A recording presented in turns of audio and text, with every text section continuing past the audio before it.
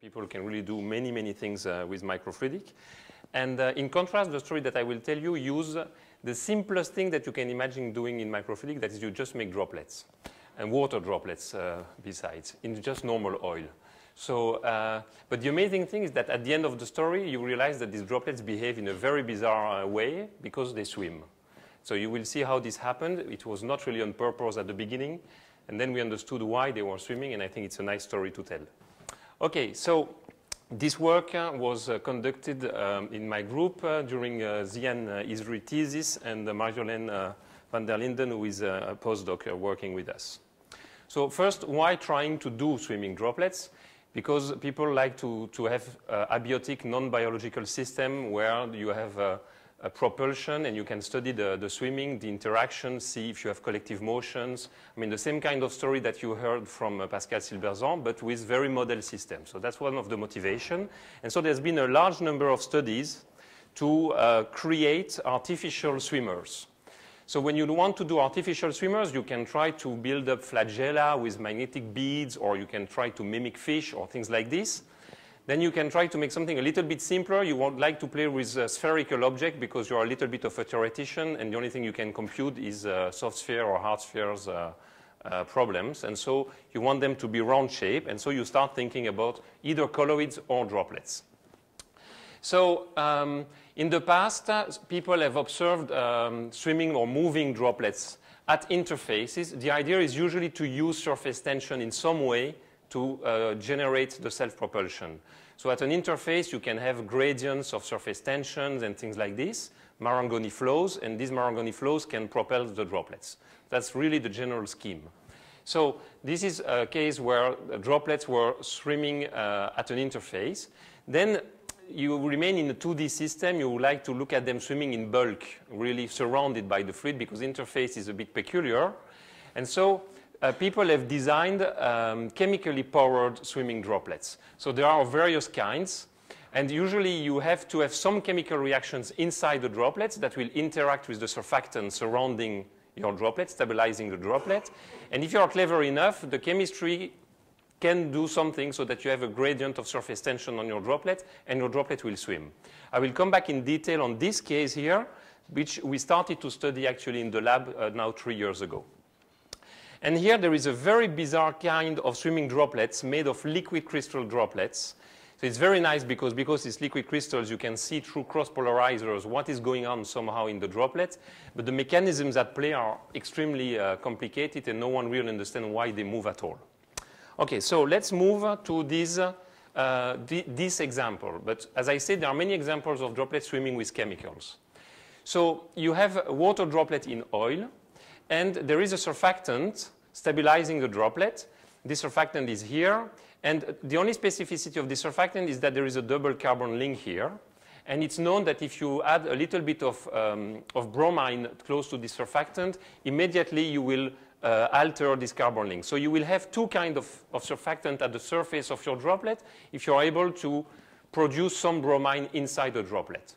Producing bromine is not very difficult. You can use, for example, the Belousov-Zhabotinsky reaction.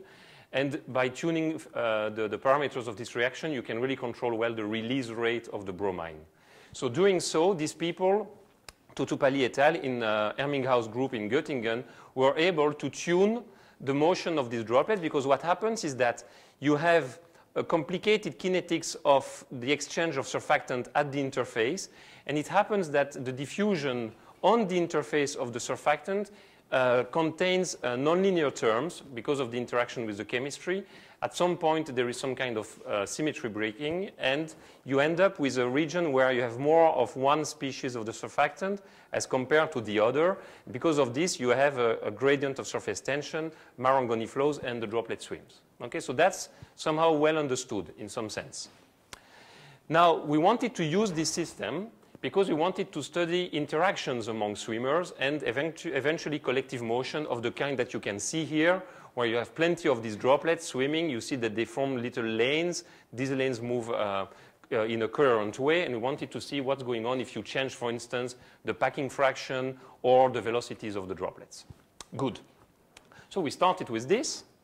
And so you have your water droplets, and inside you have sulfuric acid, sodium bromate, malonic acid, ferroin as a catalyst. And this is what is used to produce this bromine. These are the compounds of the Belousov-Zhabotinsky reaction. Now, that was 3 years ago. So at some point, as soon as you create the droplet, you see that, of course, the chemical reaction starts immediately. And so if you want to study many droplets that you have to produce, then you have to transport them to some place where you will study the swimming. And there, where you look at them, you want that there is no flow, because you want to study really the spontaneous motion. Microfluidic is absolutely exceptional, but it really doesn't like gradients in time. It's really good in the steady state. So here you want to produce a large amount of droplets, drive them somewhere fast, because you want them to have roughly all the same age. And then you want to stop all flow and then look at them. So that was a little bit worrying. And so we worked with chemists, and we asked them, can you photo switch on this reaction? Because if this is the case, then we can prepare all the droplets in the dark, store them, and when we want to study them, we put them in the room. There is no flow. We flash some UV light, and up we study the swimming, some kind of ideal thought of a physicist talking to chemists. But the chemists are very good, and so they succeeded. And so they came to Paris exactly 1 year ago, and we started studying this with this catalyst, which was changed so that it's photo-switchable. And we started by playing with the droplets, and we didn't switch on the light, the catalyst. We didn't activate the catalyst, and the droplets were swimming. So I said, okay, of course we have to look at them, and so maybe there is a little bit of light. We should use filters to be sure that the wavelengths activating the catalyst is not there. It was still swimming. And I said, okay, let's remove the catalyst for good, but they were still swimming.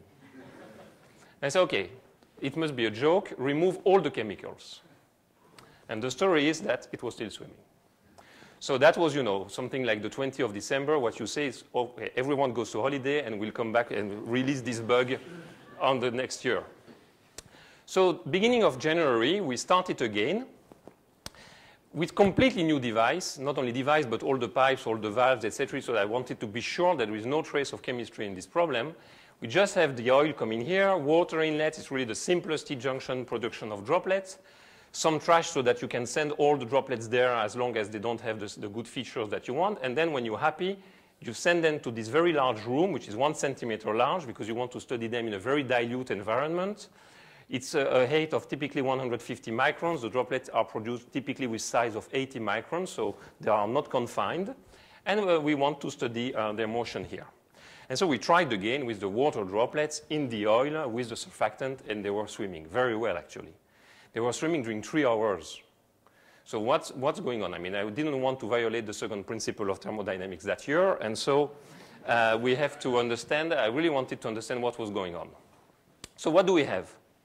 We have water in the oil. The oil is a squalane oil. And then there is a surfactant. The surfactant is monolein, which is the surfactant that we were using because of this double bond, but that's just because it's the one we were using. And an important point is that it's above the CMC, the critical micellar concentration. So there are also a lot of reverse micelles in the oil. But that's all. And that's all what there is. OK. So we look at them. Here is the room. So all these things are little droplets. You see they are very small as compared to the room. And this is typically what we could see. So you see that they really swim pretty well. As I told you, during a few hours, the typical velocity you will see, but it's the order of 20 microns per second. And also they interact in quite an amazing way. From time to time they move parallel, but then they separate. A lot of interesting things going on. And remember here there is just water, oil, and surfactant. So now we have to understand what are the fluxes, where is it coming from? OK. So it's quite easy to track the motion of all the droplets. And so you have a lot of quantitative information. So the first thing you see here is the velocity of different droplets as a function of time. And you see that they swim at the beginning pretty fast. And then, of course, they slow down. And as I said here, you see it's typically 2 hours. And they start going really slowly. That's first observation. The second thing is that when you look, OK, the decrease is exponential. Obviously, here you have the same velocity plot in log scale. But you also see that there are very, very strong fluctuations here, I mean, by several orders of magnitude. And it doesn't mean they stop forever. They almost stop, and then they start again. Okay. If you look at the trajectory is not straight line. It's quite intricate. And this apparently is related to the fact, as you could see in the movie, to the fact that even if we are very dilute, they already interact with the others. We just don't have just one droplet in the room. So this makes them rotate and have a complicated trajectory. And if you plot the velocity as a function of the local curvature or the local radius of curvature of the trajectory, this is for one droplet. And what you see, okay, it starts fast. In blue is the initial time. In red is the final time of the experiment. It starts fast. It's on a straight path because r is large. And then the velocity decreases when the radius of curvatures decrease. So when the droplet is turning, as if there was inertia. But there is no inertia here. I mean, it's not a car that has to slow down because it wants to turn. It's more that because the trajectory is curved, the velocity slows down. And then it goes back again to large velocity and like this. And as long as the experiment, so the nominal velocity along the straight path is slower and slower. But so these large fluctuations are really related to the shape of the trajectory. So for the moment, we will neglect this and only consider straight path. Okay, so we still do not understand at all why they swim from the very beginning. So we started to have a clue. I mean, I wanted some flux somewhere. You want fluxes if you want some motion, some work to be done. And so the flux is the following. Is that we also notice that the diameter of the droplets here, as I told you, they start with like 60 microns, also decrease in time. So these droplets are shrinking. So water goes out of the droplets. The question is how the water is going out, because you just have this oil around and the constant of dilution, I mean, the solvability of water in this oil is, I mean, absolutely negligible. But obviously, the droplets are decreasing in size. So the hypothesis was it must be the micelles that do something, these reverse micelles. And so we made the hypothesis that these reverse micelles, which somehow permanently interact with the interface of the droplets, were able to take a little bit of water, a very small amount of water from the droplet to be a little bit more happy. I mean, the surfactant to have the polar heads a little bit happier in this configuration rather than in this one. Can we check this hypothesis? Yes, we could, because we could do dynamic light scattering experiment, and there we checked that at the beginning of the experiment in the oil, when the oil has never seen water at all, you have typical objects which are the micelles, which are typically between 1 and 2 nanometer diameter, and at the end of the experiment, it's more between 5 and 10 nanometer. So indeed, these objects have swollen. So that's one evidence, I would say. Then we did a test, which is that you reproduce the same experiment, but this time the surfactant you put below the critical micellar concentration. The droplets are still stable, but you don't have any more micelles, and there you don't swim at all. So indeed, the micelles play a role. Final test, you take your oil with the micelles above the critical micellar concentration, and now you bubble water in this during hours before doing the experiments. It does not swim either. That is, all the micelles are already swollen. Nothing happens. So we know that it is related to the existence of these micelles, the fact that they are swollen, and the fact that there is a gradient somewhere of these swollen micelles. So the amazing thing is that almost at the same time, January 2014, there was a paper that came out in Physics of Fluids made by Sébastien Michelin and co-authors, where they describe the following story. You take a solid colloid, let's say for the moment it's a solid colloid, spherical, and you assume that it releases at constant rate some solute. This solute will interact, of course, with the wall of the colloid like always, but you don't prescribe anyhow. And of course, there is an obvious solution to this hydrodynamics and the diffusion equation problem, which is that there is strictly no flow, and you have an isotropic gradient that goes away from your particle. Nothing will happen. Now the question is this situation stable? Well, a priori, or your common knowledge would say yes. But this is wrong. Imagine you perturb a little bit the particle by giving some motion. In general, for most systems, the diffusion will be so fast that you will restore the isotropicity of the gradient concentration around your colloids. But imagine for some reason that the diffusion is slow. then it means that you will have a gradient of concentration, a concentration field which is not isotropic anymore around your particle. In particular, you will have gradient of concentration parallels to the interfaces. This is the ideal situation for having phoretic mobility effects. Okay? And so, again, if the diffusion is slow enough and you have pushed your particles, then you can have this phoretic transport. The coefficient of the phoretic transport can have any sign, positive or negative, depending on the detail of the interactions between the solute and the interface. But in some cases, it can swim.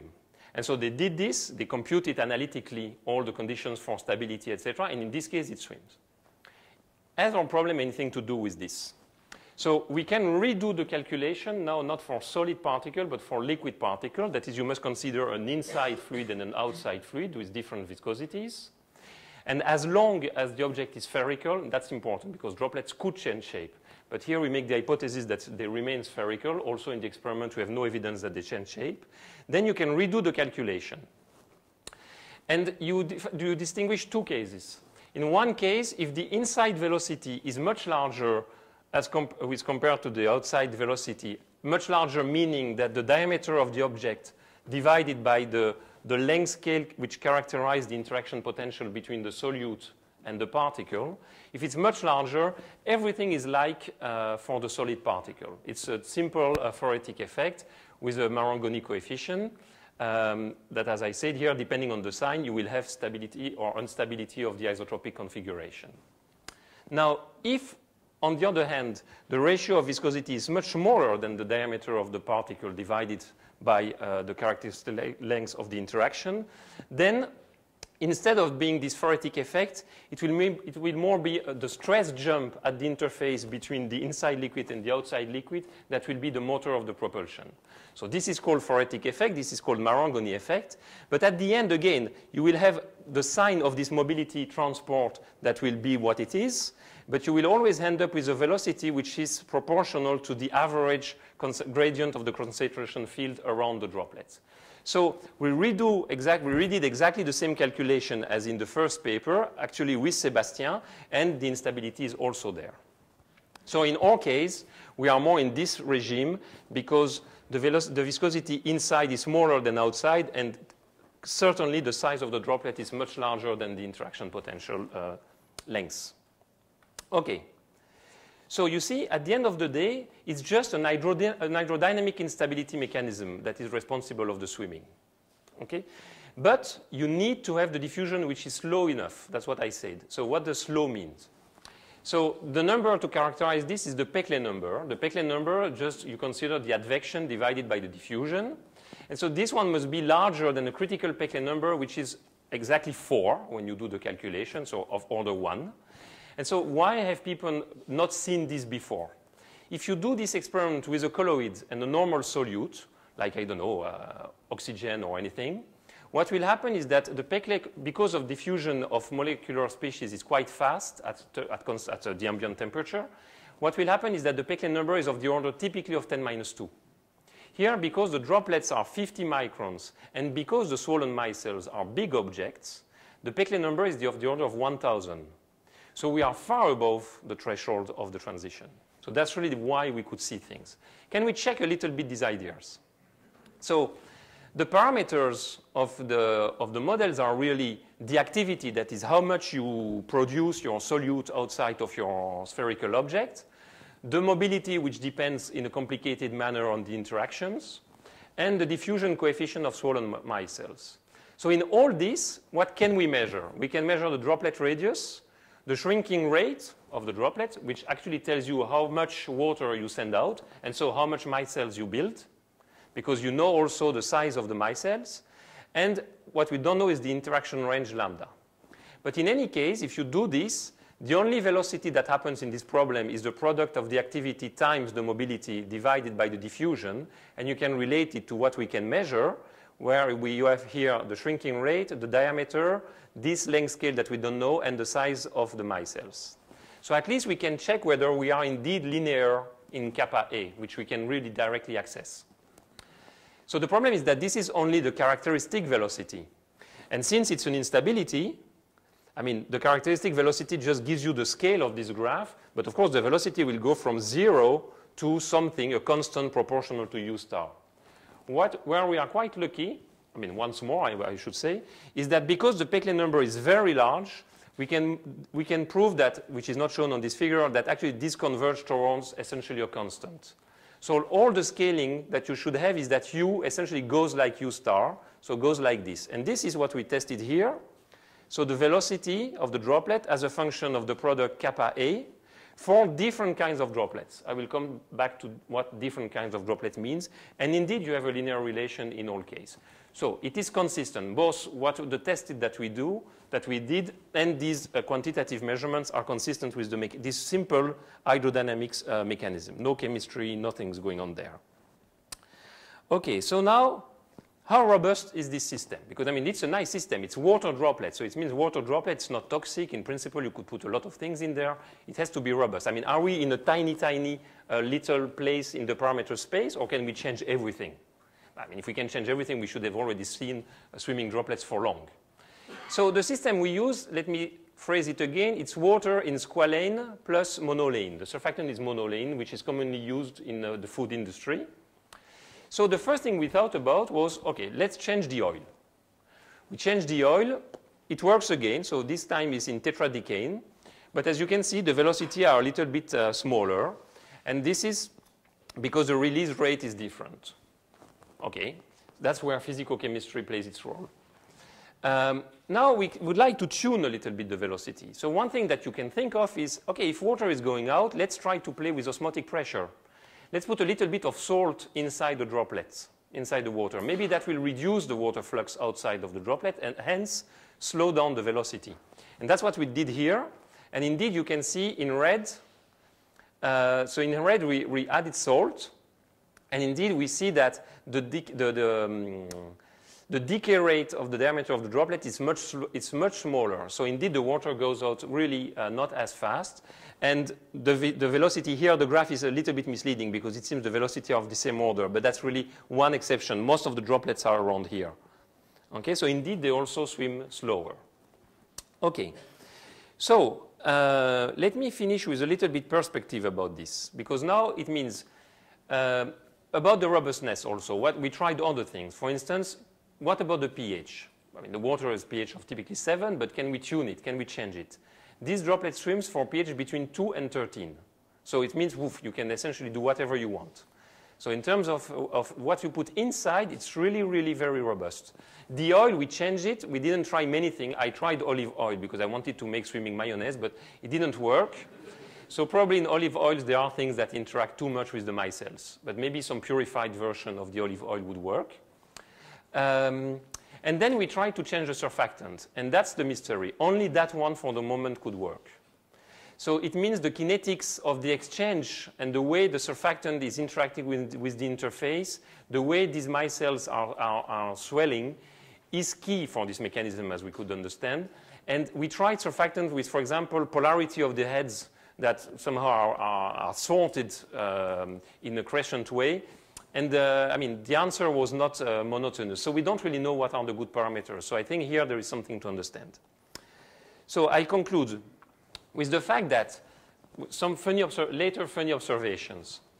You see here I said that I can add salt. Can I add a lot of salt? How much salt can I add? So we added salt because we wanted to slow them more and more. We added salt, we added salt. At the end it was the Dead Sea there. I mean, there was a lot of salt, like 23% of salt in mass. So we are close to saturation. So what happens in this case? The droplet swims, but if it swims, the water goes out. So if the water goes out in a solution where you are close to saturation, at some point you crystallize. And so this is exactly what happened. We have here salt crystals growing up inside the droplet that swims like if nobody was there. So it's extremely robust. It means you can really put solid objects there. And indeed, unfortunately, I don't have that movie here. It grows, it grows. At the end, you have a cube, or almost a cube, that still swims because there is a little bit of water. It's not round anymore, but it swims. And then we said, but then we can put other things. And so we added colloids inside the droplets. And as you see, the droplets, they can carry the colloids very easily, no problem. And there is an interesting thing that we plan to study is that when they swim, the colloid concentrates on the tail. So now that's interesting because it was a spontaneous symmetry breaking, but because of the dynamics inside the droplet, you now memorize what was your direction when the spontaneous symmetry breaking occurred. And so now they are polar, but they are intrinsically polar. So that's something that can be interesting for the future. Then I must tell you that we also tried, of course, with cells, because if you can put salt and colloids. So we took vivid cells. We put them in there. If you take the full culture media with all the food and so on, it's not clear whether it swims or not. But if you just take the cells with the cells with usual salt to make them alive, that they can survive during 3 to 4 hours, then no problem. You put the cells, you transport them with these swimming droplets, and then at the end you take back the cells, you check they are still alive, they made their trip on the boat, they are happy. Submarine, I should say. Okay, so that's the conclusion. I think there is a lot of place for optimization because the system is very robust. So it means we could tune things. We should work with physicochemists to optimize the surfactants, etc. A lot of place for optimization, very robust. And so I think they could be used as carriers or other things. Thank you very much.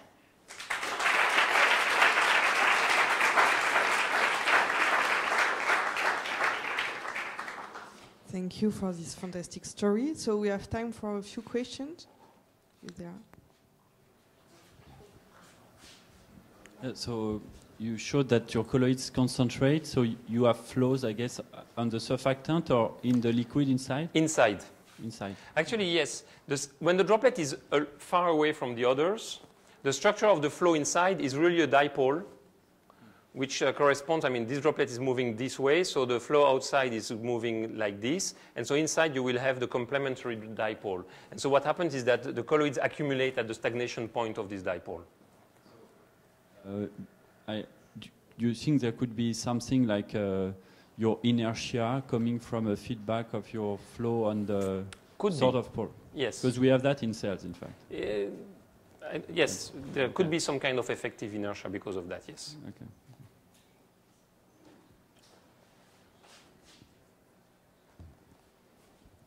Thank you very much. I have 2 questions. First, you see that the size of the droplets is decreasing. The amount of oil, of water you are losing, is it consistent with the size of the micelles? Yes, right. Yes. This does match. I mean, no, it works, but you don't really know how many micelles you produce. So I'm missing some. I mean, things are reasonable, I would say. That's just what I can say. Is that we know how much water goes out. We know what are the size of the micelles. From this, I can compute how many micelles are swollen. So you know the number of the micelles. So I know that, and this number is reasonable as compared with the total reserve of micelles that I have because I have a plethora of them. Okay, so it's not something that could be related to the pervaporation of water through the PDMS. No. That's a very good point. We are not working with PDMS. We are working with NOAA so that we are sure that there is no evaporation, for example, outside of the system, etc. Okay. And the other question is related to the surfactant you are using. So I saw that it's an ester. Yes. And when you work with pure water like this, it's pH 5 rather than 7.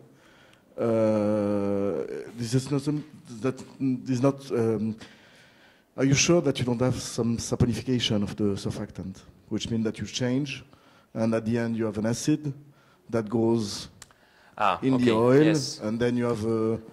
So we tried, at the beginning when we were still doing chemistry, we looked at all the possible reactions that could play without the bromine, I mean, like the one you mentioned here. There is nothing that definitely proves that this does not happen. But you see, if I don't have my micelles, or if my micelles are swollen with water from the very beginning, if I prepare my solution like this, then I don't swim.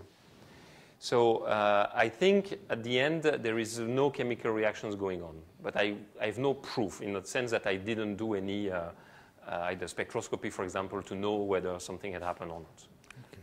But it doesn't happen, it doesn't swim without the micelles, while this should work in the absence of the micelles. Yes, at the beginning of the story, actually, you saw the velocity curves, yes. And you had some sudden lowering. Yes. And at the end of the story, you didn't explain why. No, so I know that it's correlated to the curvature of the trajectory.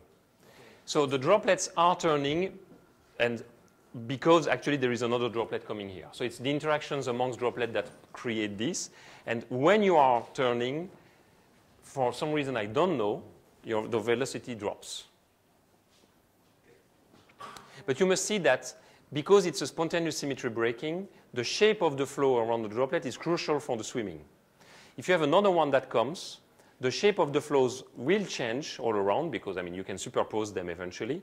And then, I mean, it's not clear at all that you have motion again anymore. So that can just be the simple reason. You have to wait until the two droplets separate so that they can swim again. Okay. Hello. From this question, in fact, so if there is only one droplet, yes, does it swim? And what is its trajectory? So if there is only one droplet, yes, it swims. It's very, very straight line because you see, because of the size, the angular diffusion is almost zero in this problem. But we have very, very few cases. Remember the movie? I mean, there are not many droplets here. The packing fraction is really very, I mean, something like 10 to the minus 4 or 5. But very soon you will hit someone else. I mean, because you are ballistic, it's very hard to have experiments with one droplet. Now, what I can tell you is that if you put them in channels where they are confined, they still swim. That is, even if you have these kind of elongated droplets, it still works. And this is what we are currently studying. And there they swim at constant velocity along the channel.